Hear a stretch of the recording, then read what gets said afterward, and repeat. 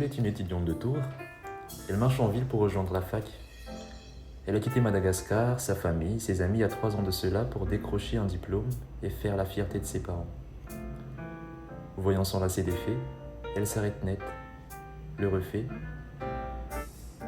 Et en se relevant, elle voit au loin, dans le ciel bleu, un avion survoler la ville sur le point d'atterrir.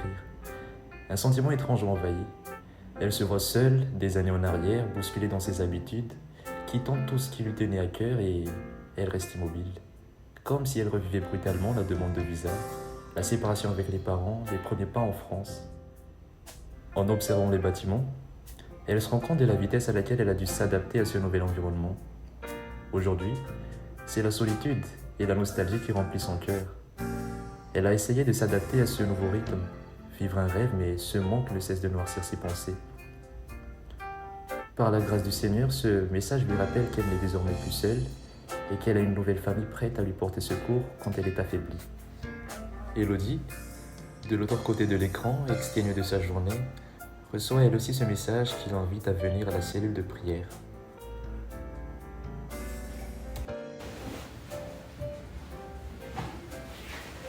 Bonsoir tout le monde. Bonsoir. Comment allez-vous? Bonsoir. Bonsoir. Coucou, ça va et vous? Ça va très bien, merci. Ça va, Un peu fatiguée du boulot, mais bon, ça va. ça marche. Et toi, Elodie, comment ça va? On dirait que tu es un peu silencieuse ce soir. Je suis un peu fatiguée, ça va pas trop bien. En ce moment, je suis un peu blasée et émue. J'ai trop de devoirs à faire et de documents à rendre. Je stresse pour mes examens. J'ai peur de ne pas les réussir. Je m'inquiète beaucoup pour mes parents, qui sont loin à Madagascar et qui ne répondent pas. J'espère qu'ils vont bien. La situation est devenue un peu trop pesante avec le Covid et le reconfinement. J'en peux plus. J'en peux vraiment plus. En ce moment, nous, on peut vivre un désert financier, par exemple, un désert moral, parce que on ne trouve pas de stage, ou justement parce qu'on est submergé par le travail. On peut vivre un désert physique parce qu'on est affaibli, parce qu'on est malade, ou alors encore un désert relationnel parce qu'on est loin de notre famille, ou parce que voilà, on a vécu une rupture dans nos relations. Mais dans ce cas-là, Dieu nous dit dans Hébreux chapitre 3, versets 12 et 13, la parole suivante au nom de Jésus. Faites attention, frères et sœurs, qu'aucun de vous n'ait un cœur mauvais et incrédule qui le détourne du Dieu vivant. Au contraire, encouragez-vous les uns les autres, chaque jour, aussi longtemps qu'on peut dire aujourd'hui, afin qu'aucun de vous ne s'en sortisse trompé par le péché. En fait, dans ces moments qu'on traverse, nous devons tous nous encourager les uns les autres, justement afin qu'aucun de nous ne s'écarte de Dieu, mais que nous restions tous fidèles et que voilà, on garde l'espérance que nous promet Dieu. Et du coup, faisons de ce désert qu'on vit actuellement plutôt un moment pour rencontrer Dieu, pour être en communion avec lui et aussi pour nous encourager les uns les autres. Donc j'espère que voilà, cette parole nous encourage et qu'on va rester auprès de Dieu et non pas se détourner de lui. Voilà. C'est là, du coup, si quelqu'un a des sujets à porter en prière, et on va pouvoir le faire après. J'aimerais bien prier pour les étudiants, s'il vous plaît. J'aimerais bien aussi qu'on prie pour Madagascar et nos familles qui sont là-bas. Et moi, j'aimerais prier pour les malades, tous ceux qui sont faibles en ce moment, qui sont en difficulté, pour les personnels médicaux aussi. Est-ce que quelqu'un a d'autres sujets de prière? On passe. Ok, personne. Du coup, on va prier.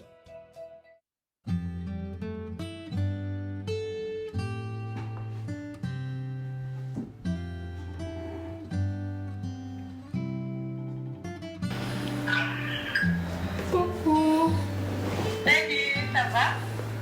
Quoi? Qu'est-ce qui se passe? Tu pleures? Non, je sais pas, je suis fatiguée, j'ai toujours pas trouvé de travail.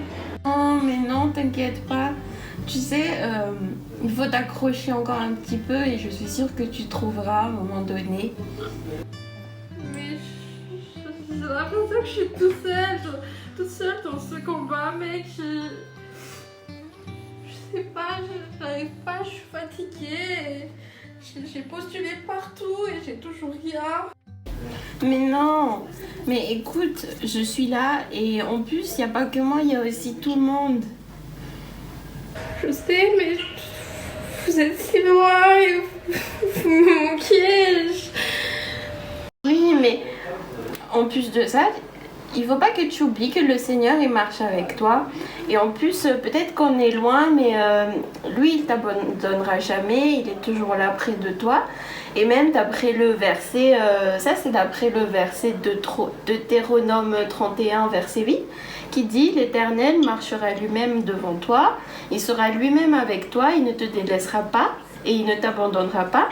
N'aie pas peur et ne te laisse pas effrayer. » Donc t'as pas à t'en faire, tu sais, et en plus t'es pas seul, t'es vraiment pas seul.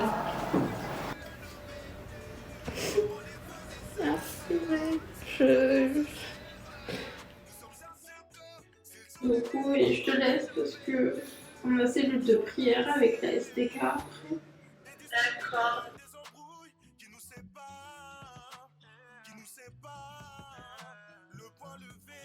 Amen. La fraternité, c'est l'amour qui nous lie en Christ, mais c'est aussi Marchons ensemble, unissons-nous comme au départ, Aimons-nous les uns les autres, famille c'est fêlée. Veillons sur les uns les autres, il faut qu'on soit soudés. Mon frère je t'aime, ma soeur je t'aime.